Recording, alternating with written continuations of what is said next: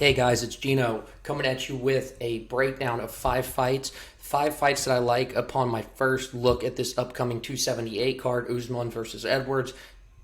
I'm going to tell you right now, there's not many dogs that I like. Looking at it, I had to work to find one. Before we get started, go ahead and hit the subscribe button. You don't even have to stop the video. Hit subscribe right now. It helps the channel grow. Leave me a comment of who you're liking dog-wise early, if anybody. If not, if you don't have anything, type in a letter. Send me something in the chat or in the comments to get the algorithm going. Finally, like the video. All right, let's get right into it. I'm not going to overthink this. DFS Guru almost had me tilting because he does like Edwards and he made some good points. Now, the one thing I will do is I may not just lock Usman like I thought initially, because Edwards could win, and if he does win, it makes this fight, I think, slower, lower scoring, and there's a lot of worlds where people go overweight on Usman, and then you could get some leverage there in multiple entries. But Usman scored as far as 190 fantasy points in his fights. He is a stud. He is the big dog. He is a guy being considered as one of the best of all time. So if I get burnt playing him at 80%, so be it. If I get burnt locking him, if I decide to lock him, whatever. Edwards, I may sprinkle a little bit just because there's not much value in the dogs. But I like Usman. I'm going to be heavy on him. Betting-wise, I like him under 4.5 to get a win. And we'll see what the other props KO, TKOs are, because I like him to get a KO, TKO before the 4.5 rounds are up. Divashili versus Aldo. Now, I know people are going with Aldo, but I'm sticking with Divashili. Here's why. He has upwards of 10 to 12 takedowns. He averages 4 to 6. His strike defense is 60%. Takedown defense is 78%. He had 4 takedowns in a KO, TKO win versus Marias. Now, if you look over on the other side, Aldo, he lost to Marias, Volkanovski, Jan. He was finished by Jan.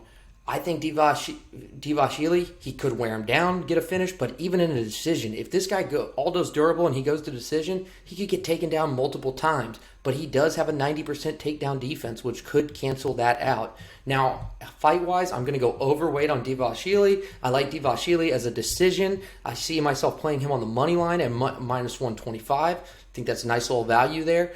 And then I'm also playing some prize picks. I'm going to look to see what those prize picks are in terms of the over-under on takedowns, because he is a takedown machine.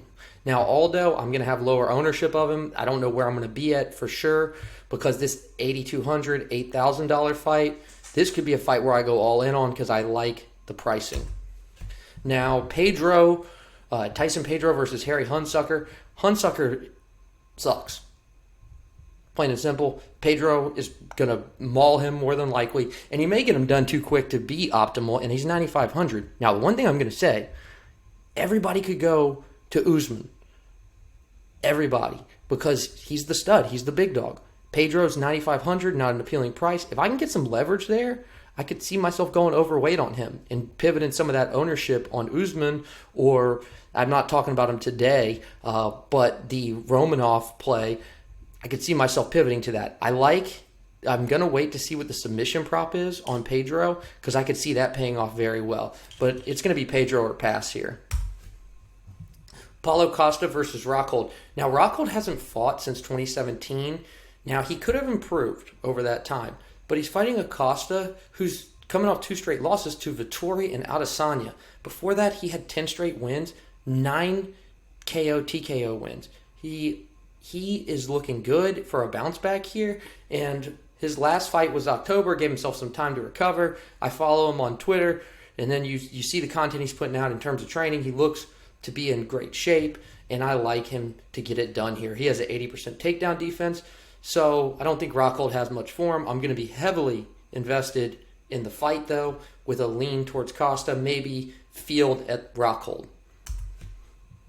Altamirano versus Da Silva. This is my dog. Plus 240. I'm going to play him. I actually am waiting to see what that submission looks like, and here's why. His 4 recent wins to Silva's are 3 submissions and 1 TKO. Now, it's his 3rd fight in the UFC, but he's 11-3, so he has a pretty respectable record. At $7,500, though, he gets it done in round 1, or he gets beat. Just plain and simple. So I'm going to be heavy on this fight because I could see Altamirano finishing him after round 1 or towards the end of round 1 if Da Silva just gasses out right then and there. So, and if you look at Altamirano, he's no slouch in the takedown defense. He's 72%. But let's see him. Third UFC fight counting the Contender Series.